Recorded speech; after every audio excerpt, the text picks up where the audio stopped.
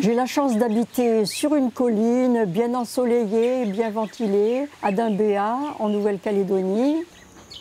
Ce jardin n'était pas un terrain facile au départ. Il est très en pente et orienté à l'ouest, donc c'était un désert. Mais il y avait un petit bois noir qui poussait par là et qui depuis est devenu grand, et qui est devenu un petit peu l'ange gardien du jardin, puisque vous voyez que maintenant tout a poussé, il y a des caféiers qui se reproduisent tout seuls. Le bois noir ombrage tout cet endroit en été, quand il fait trop chaud, et maintient donc le sol un petit peu humide.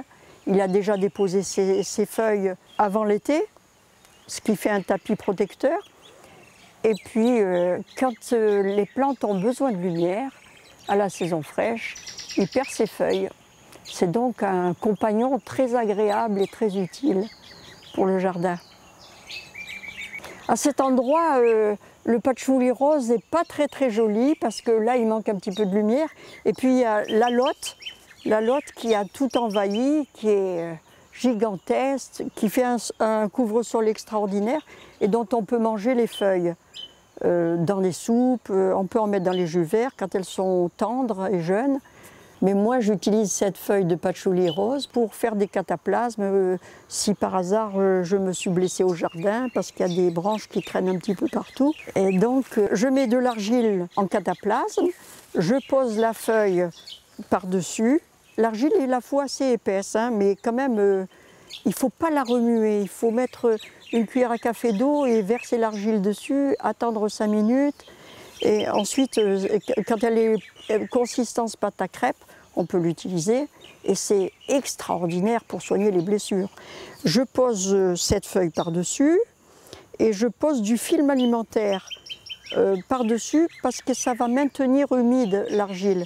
Pour qu'elle agisse, plus elle reste humide longtemps, mieux elle agit. Et je mets le pansement seulement après, si bien que je ne vais pas le salir, le pansement, parce qu'il est déjà protégé par tout ça. J'ai fait ma cueillette pour faire mon jus vert de ce matin.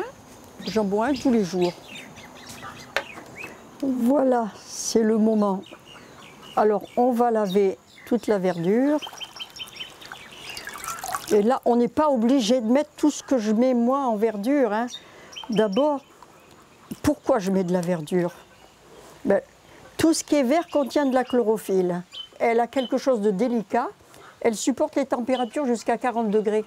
Après 40 degrés, elle perd ses propriétés. Et qu'est-ce qui nous intéresse dans la chlorophylle?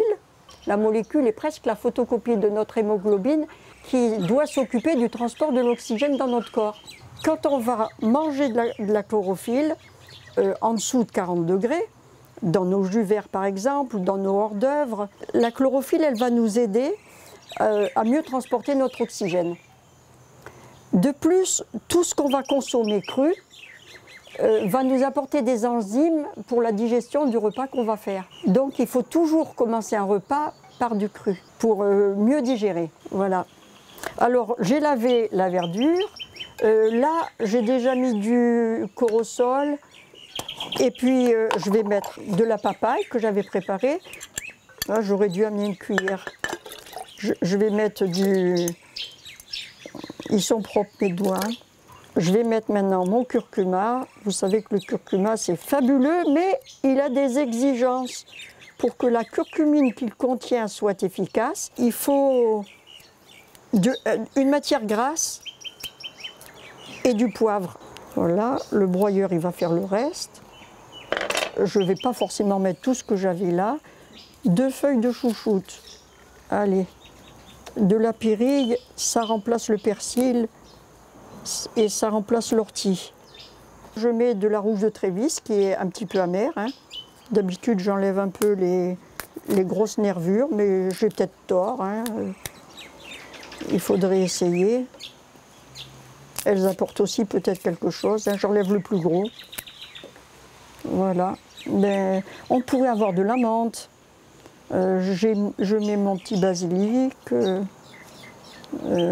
une feuille de lalotte, une feuille bien fraîche. Je enlève la tige qui est un petit peu épaisse, la feuille de capucine, voilà, une feuille de bazel. Mais il faut que j'apporte les matières grasses. Alors soit ce serait de l'huile qu'on met, mais après c'est un petit peu embêtant pour nettoyer ou soit des graines. Alors je vais mettre des amandes émondées, des graines de tournesol. Docteur Kousmine disait toujours les graines de tournesol pour la paroi intestinale, des noix de cajou. Voilà, c'est bon. La banane, heureusement qu'elle était posée à côté.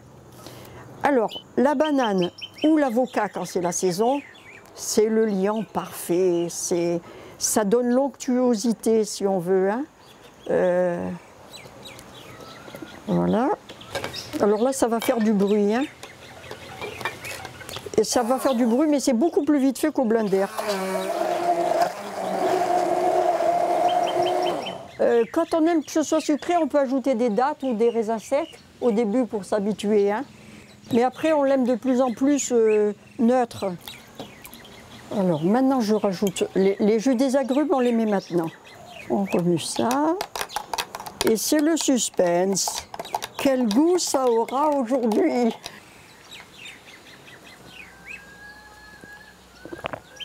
Il est délicieux. Alors pourquoi faire tous ces efforts? Pour être en forme, pour avoir la pêche.